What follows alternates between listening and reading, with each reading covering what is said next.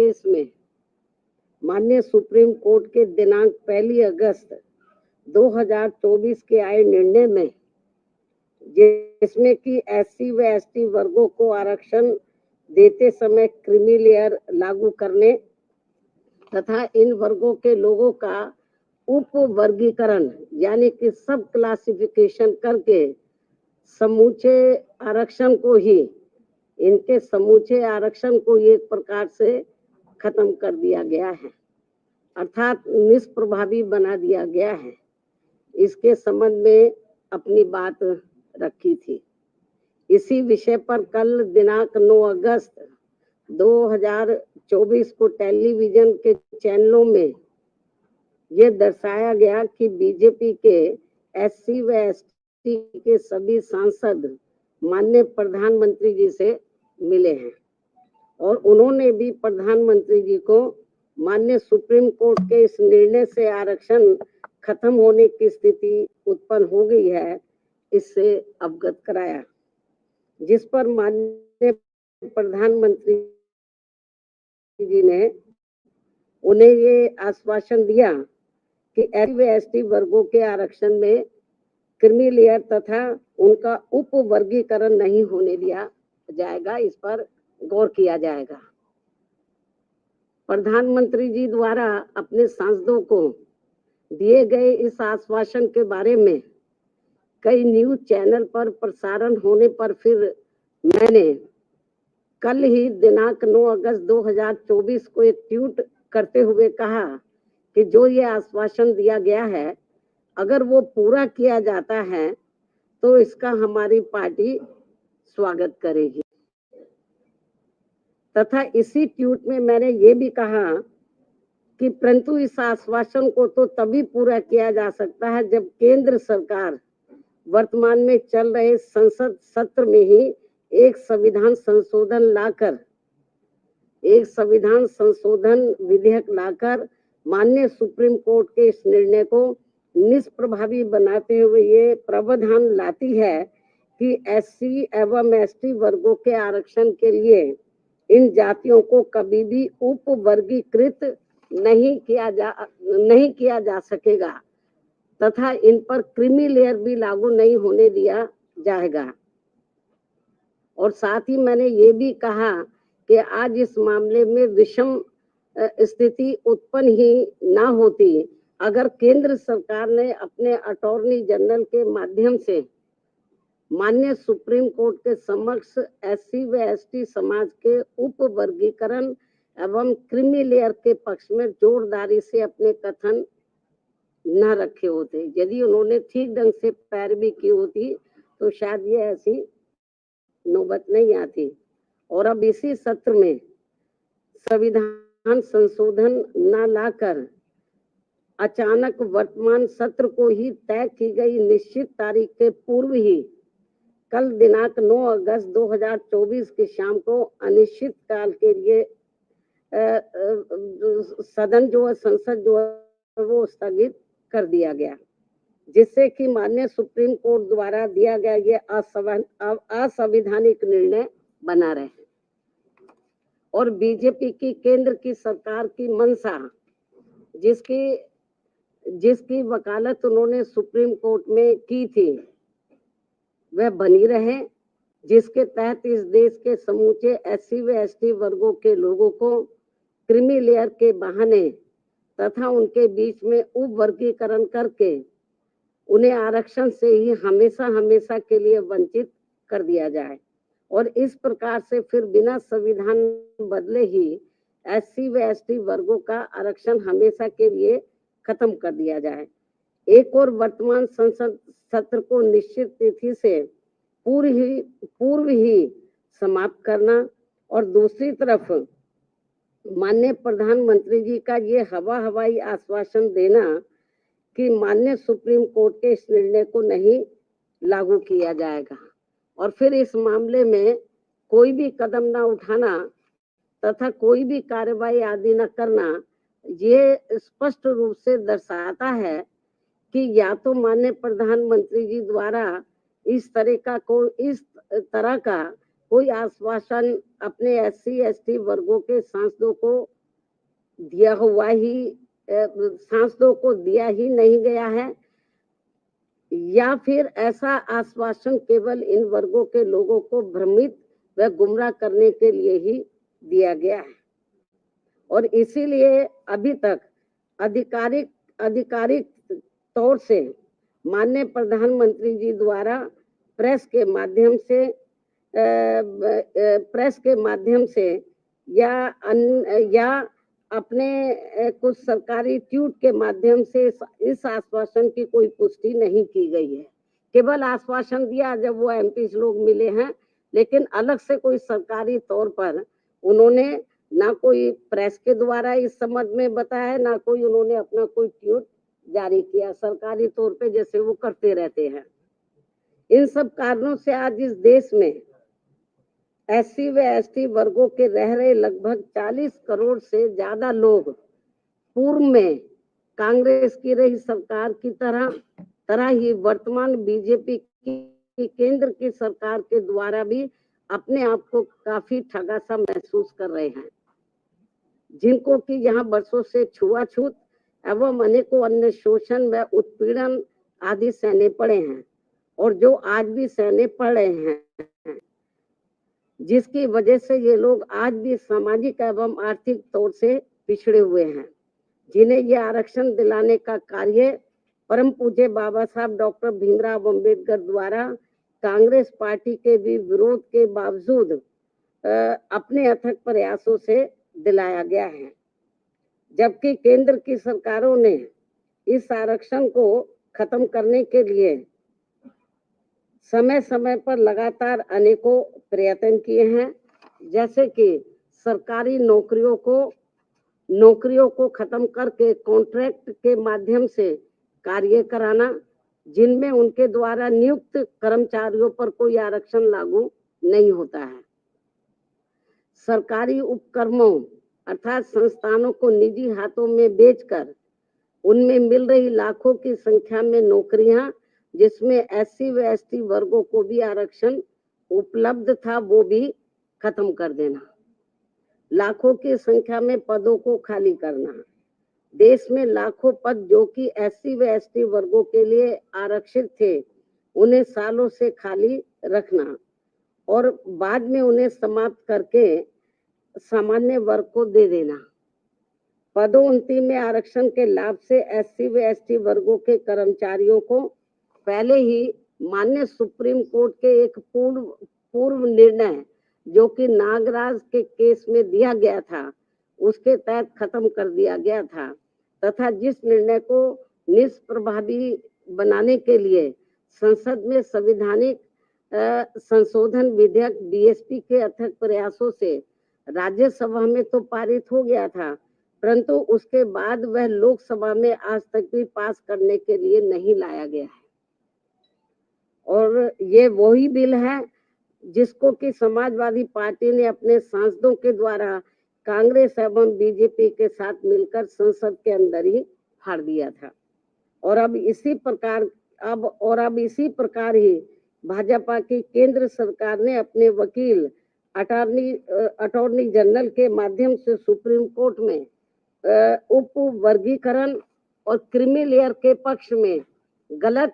दलीलें दिलवाई थी, जिसकी वजह से ही नागराज के निर्णय की तरह दविंदर सिंह बनाम पंजाब राज्य के केस में भी माननीय सुप्रीम कोर्ट द्वारा दिनांक 1 अगस्त 2024 को आरक्षण के विरुद्ध निर्णय दिया गया है, जिसका सीधा असर ये होने वाला है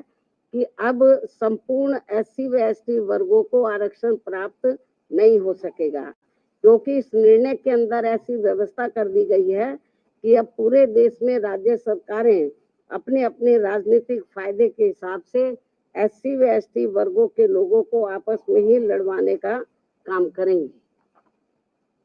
और इन वर्गों के लोगों को जीवन भर कोर्ट कचहरी के ही चक्कर लगाने के लिए मजबूर कर देगी और फिर अंत में इनके सभी आरक्षित पद खाली पड़े रहने के कारण या तो ये पद खत्म कर दिए जाएंगे, अन्यथा इन्हें सामान्य वर्ग को ही दे दिया जाएगा। ऐसे में मेरी इस देश के सभी एससी व एसटी वर्गों के सांसदों एवं एमएलए व एमएलसी तथा अन्य राजनीतिक पदों पर बैठे लोगों से भी, चाहे वो किसी भी पार्टी से चुनकर आए हों, उन सभी से ये कहना है कि ये लोग बीजेपी, कांग्रेस, समाजवादी पार्टी, आम आदमी पार्टी व अन्य पार्टियों की भी एससी व एसटी वर्गों के आरक्षण के विरुद्ध उनकी नियत व सोच से जरूर सजग हो जाएं, सचेत रहें और अपने मूलभूत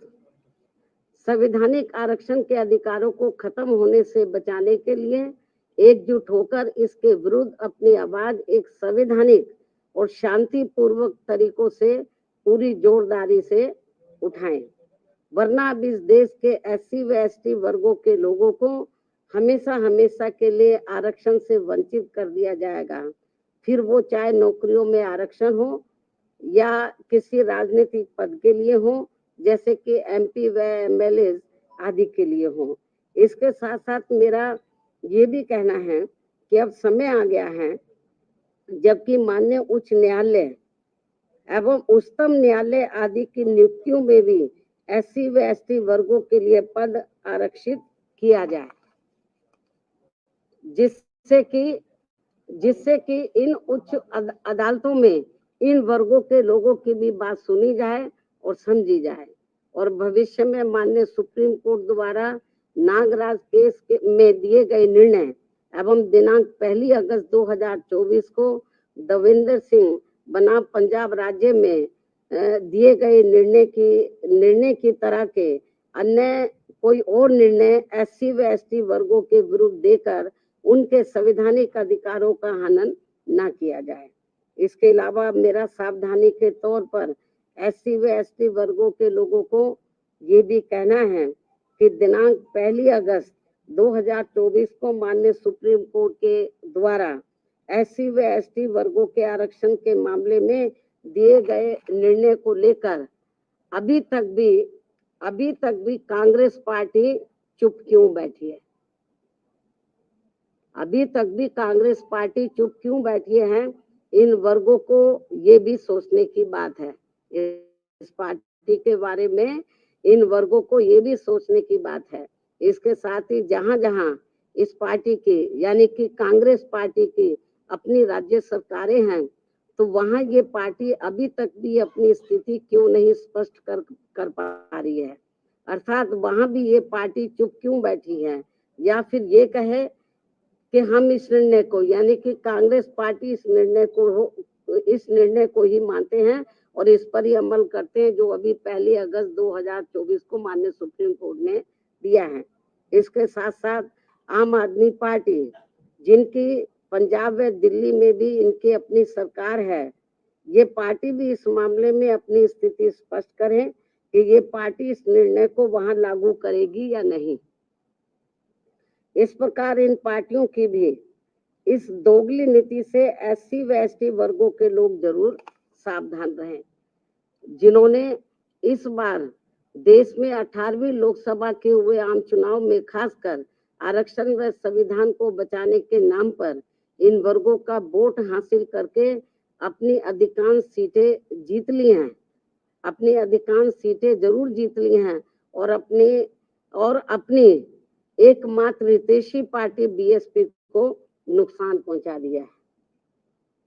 और अब अंत में मेरा इन जैसी अन्य सभी पार्टियों से भी यही अनुरोध है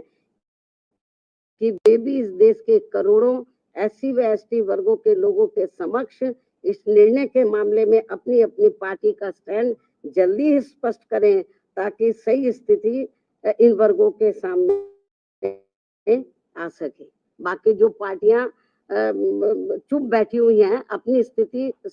चुनाव में तो ये बड़ी बड़ी बातें कर रहे थे संविधान बचाने की, आरक्षण बचाने की। अब ये जो 1 अगस्त को जो अभी रिसेंटली अभी जो निर्णय आया है, उस निर्णय पर तो अब ये संविधान नहीं दिखा रहे किसी को। अब ये आरक्षण की बात नहीं कर रहे कांग्रेस पार्टी एंड कंपनी के लोग और भी पार्टियों के लोग,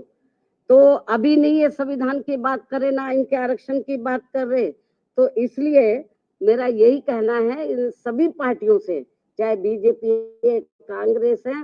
केवल आश्वासन देने से बीजेपी के की ओर से आश्वासन आया, माननीय प्रधानमंत्री जी द्वारा केवल आश्वासन आया है, आश्वासन से काम नहीं चलेगा। इनको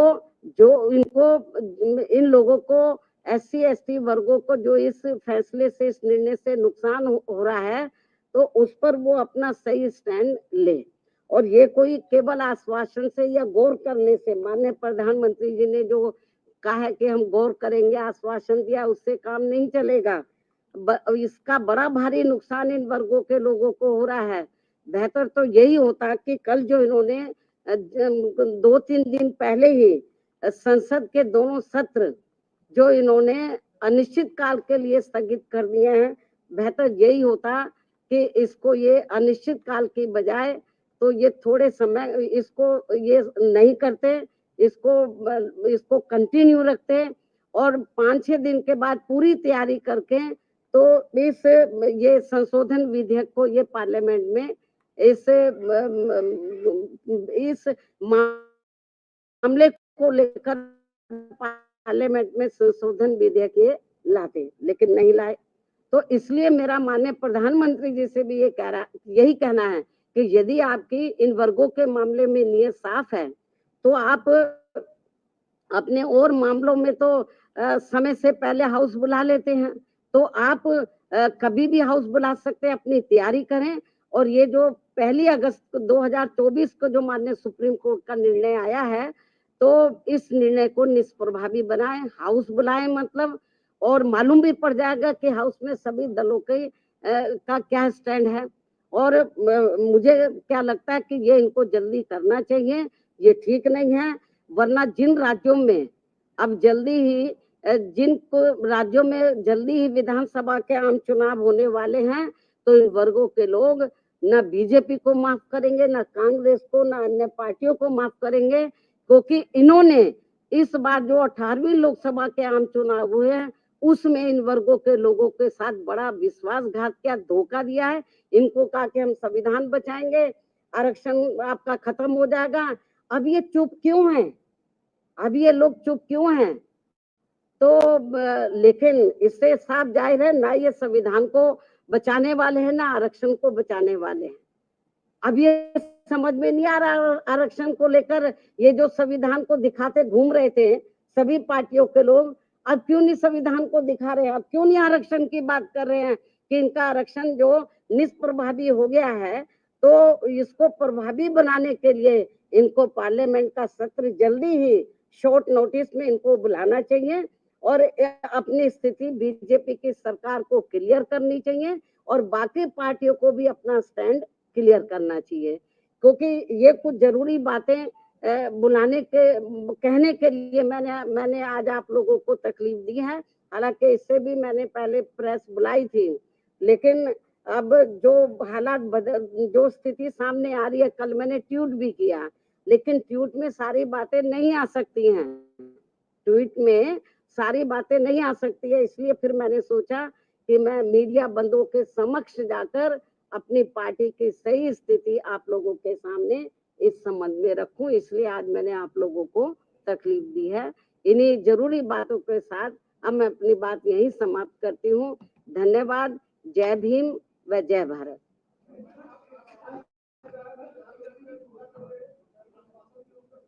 इसका जवाब मैंने दे दिया है।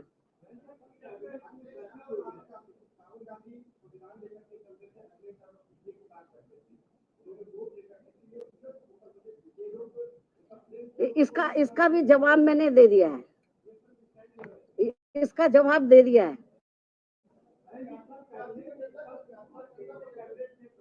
जाति जनगणना को लेकर हमने एक बार नहीं अनेकों बार कहा है कि केंद्र की सरकार की ये जिम्मेवारी बनती है। काफी बहुत पहले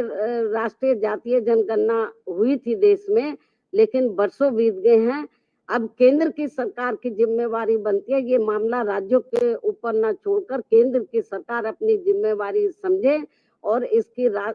राष्ट्रीय स्तर पर जातीय जनगणना होनी चाहिए।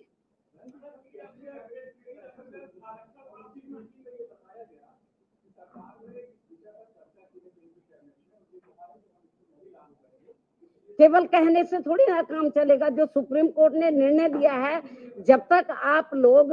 पार्लियामेंट का सत्र जल्दी नहीं बुलाएंगे और इसके ऊपर संशोधन को पास नहीं कराएंगे, तो माननीय सुप्रीम कोर्ट का जो निर्णय 1 अगस्त को आया वो इम्प्लीमेंट रहेगा तब तक। तो जब तक तो बहुत नुकसान हो जाएगा इन वर्गों के लोगों को।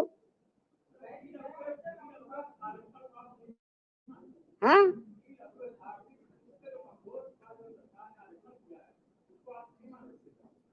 ये मामला SC ST वर्गों से संबंधित है, इससे संबंधित सवाल पूछिए आप। ठीक है, धन्यवाद। अरे छोड़ो, आप क्या जया बच्चन मतलब इतना इम्पोर्टेंट मामला है, देश के करोड़ों SC ST वर्गों के हितों का मामला है। आप उससे ध्यान डाइवर्ट करने के लिए आप ऐसी बातें कर रहे हैं, तो आप उनसे पूछो जाके। अब आप लोगों के लिए जल पानी का या लंच का जो भी अरेंजमेंट किया है, पिछली बार तो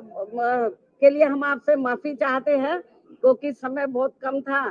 तो हम आपकी खिदमत ज्यादा नहीं कर सके, लेकिन मैं तो बहुत कम